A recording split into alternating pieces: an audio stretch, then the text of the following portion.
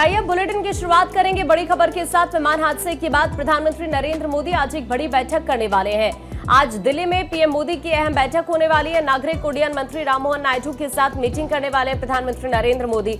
और इससे पहले कल की तस्वीर आपने देखी जब प्रधानमंत्री नरेंद्र मोदी खुद घटना स्थल पर पहुंचे और इस दौरान उनकी तरफ से कहा गया कि सालों तक इस हादसे का दर्द महसूस होगा। घायलों से मुलाकात करते हुए प्रधानमंत्री नजर आए थे और उसके बाद बाकायदा एक बैठक भी यहाँ पर प्रधानमंत्री नरेंद्र मोदी की तरफ से की गई थी। और उस बैठक की ये तस्वीर भी हम आपको दिखा रहे हैं जहां पर प्रधानमंत्री नरेंद्र मोदी समीक्षा बैठक करते हुए नजर आए।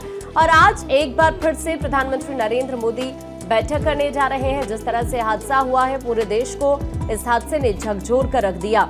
कल प्रधानमंत्री नरेंद्र मोदी सबसे पहले जैसे अहमदाबाद पहुंचते हैं सीधा क्रैश साइट पहुंचे, उसके बाद अस्पताल पहुंचे, घायलों से मुलाकात की, रुपाड़ी के परिवार से प्रधानमंत्री नरेंद्र मोदी ने मुलाकात की और उसके बाद एक समीक्षा बैठक भी प्रधानमंत्री नरेंद्र मोदी की तरफ से की गई। और जब प्रधानमंत्री अहमदाबाद से निकल रहे थे उससे पहले उनकी तरफ से एक पोस्ट भी किया गया जिसमें उन्होंने ये बताया कि किस तरह से उन्होंने आज यहाँ पर घायलों की तकलीफ को जाना है। पीड़ित परिवारों से मुलाकात करते हुए प्रधानमंत्री नरेंद्र मोदी यहाँ पर और उनकी तरफ से इस बात का जिक्र किया गया कि सालों तक इस हादसे का दर्द महसूस होगा।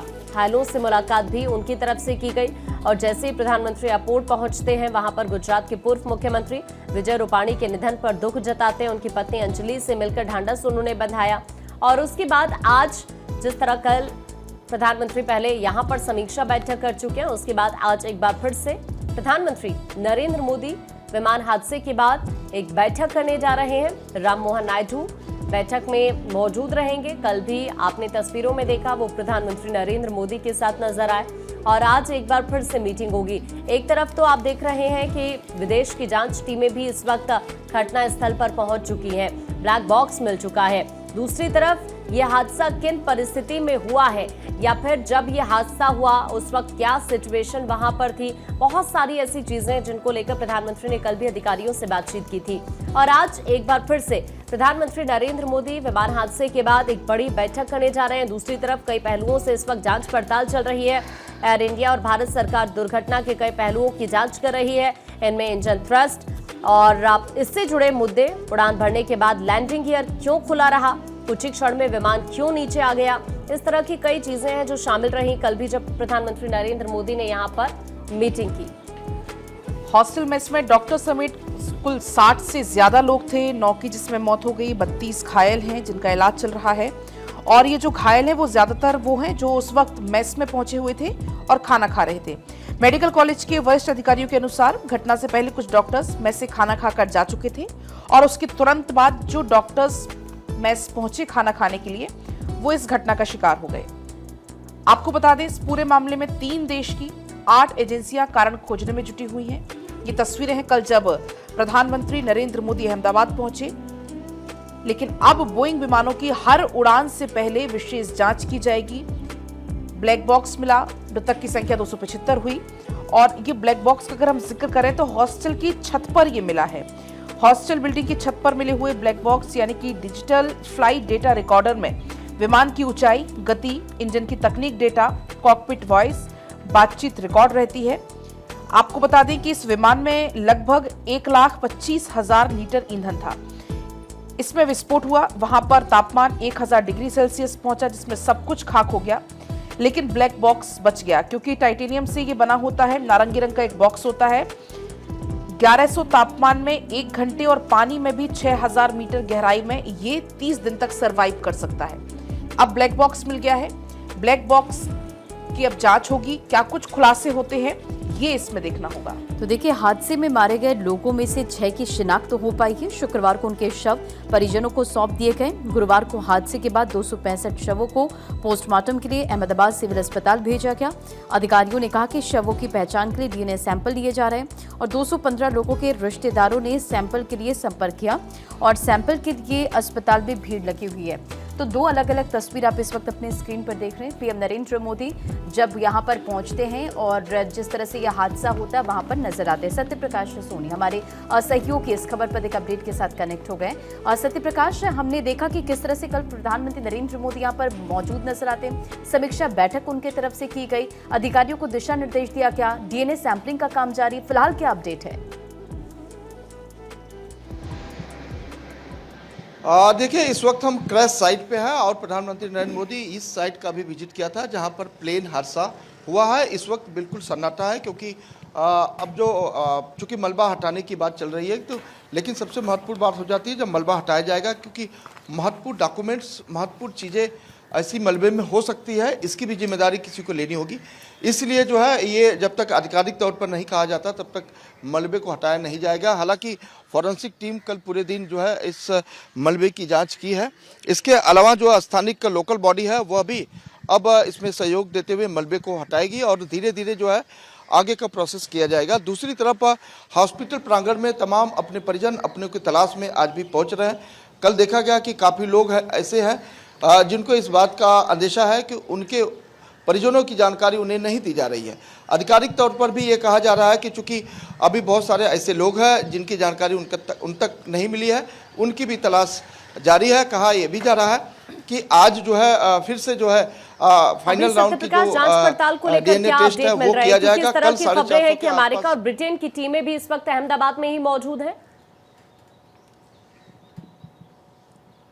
देखिए, कल हमने एक तस्वीर दिखाई थी जिसमें ब्रिटेन के कुछ अधिकारी इस घटनास्थल पे आए थे। आज जो है उनकी जांच भी शुरू हो जाएगी। ब्रिटेन, यूएस और भारत तीनों के जो एक्सपर्ट हैं वो इस पूरे मामले की जांच करेंगे।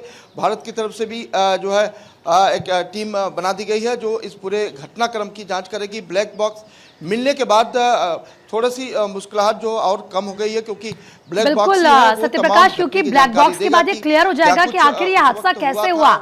जरा ये भी बताएं, क्योंकि अभी तक जानकारी ये है कि 220 लोगों के डीएनए सैंपलिंग की जा चुकी है शवों की, और इसके अलावा जो 7 शव है उनकी शिनाख्त भी हो चुकी है। बाकी जो शव हैं कब तक उनकी शिनाख्त हो जाएगी, इसको लेकर क्या जानकारी मिल पा रही है? देखिए, कल शाम तक 450 डीएनए टेस्ट हो गया था। 7 डेड बॉडी जो है उनके परिजनों को दे दी गई है। आज जो है जैसे जैसे रिपोर्ट्स आएगी वैसे वैसे उनके परिजनों को की डेड बॉडी दी जाएगी। सबसे मुख्य बात कि विजय रूपानी के बेटे ऋषि रूपानी इस वक्त जो है अहमदाबाद में पहुंच चुके हैं और वह हाई लेवल की मीटिंग करेंगे क्योंकि उन्हें भी अपने पिता के मरने का शोक है और इसको लेकर वह भी चाहते हैं कि यह जो जांच हो निष्पक्ष हो और खुले तौर पर हो, क्योंकि यह हादसा न सिर्फ एक के साथ हुआ बल्कि 265 लोगों की जाने गई है। अब ऐसे में जब तक यह जांच नहीं हो जाता कि आखिरकार हादसे की मुख्य वजह क्या थी, हादसे का मेन सूत्रधार क्या है, ये ब्लैक बॉक्स तमाम सवालों के साथ तो अब जो जांच होगी या जो अब इसके जांच के बाद जो रिपोर्ट सामने कितना इंतजार उसके लिए करना होगा अभी? बिल्कुल, देखिए, एक्सपर्ट ये मानते हैं कि ब्लैक बॉक्स मिलने के बाद उसकी जो प्रोसेसिंग होती है काफ़ी लंबी होती है। अब प्रोसेसिंग के बाद भी ही ये साफ हो पाएगा कि कैसे कैसे तमाम जानकारियां इकट्ठा की जाएगी, क्योंकि जो ब्लैक बॉक्स के अंदर डेटाज होते हैं उन्हें जो है एक सिस्टम के तहत ऑपरेट किया जाता है, उसके बाद जानकारियां निकल कर आती है। तो वक्त जरूर लगेगा लेकिन अब यह साफ हो जाएगा कि आखिरकार यह जो हादसा हुआ है वह हादसा है या मानवीय गलती है। ये तमाम जानकारी के साथ लोगों को इस बात का भी इंतजार है कि जो उनके परिजन हैं उन्हें कैसे उनके लोगों के शव है उन्हें दिया जाए।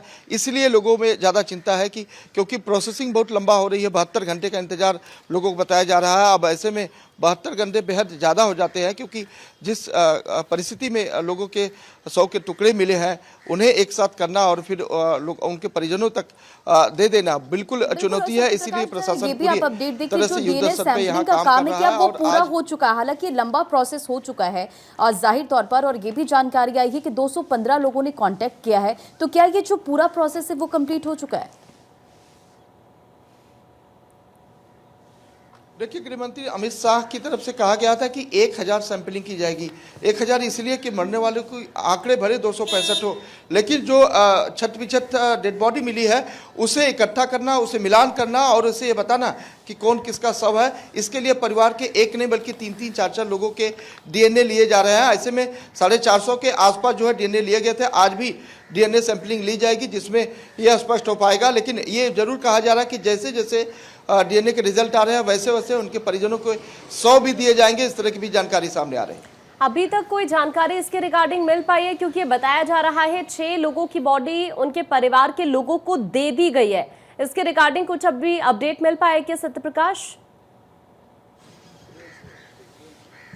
देखिए, कल हमने एक तस्वीर भी दिखाई थी जब बॉक्स में रखकर जो है एक 100 को उनके परिजनों को दिया जा रहा था। उसी दरमियान जो है प्रधानमंत्री नरेंद्र मोदी का आगमन हुआ था।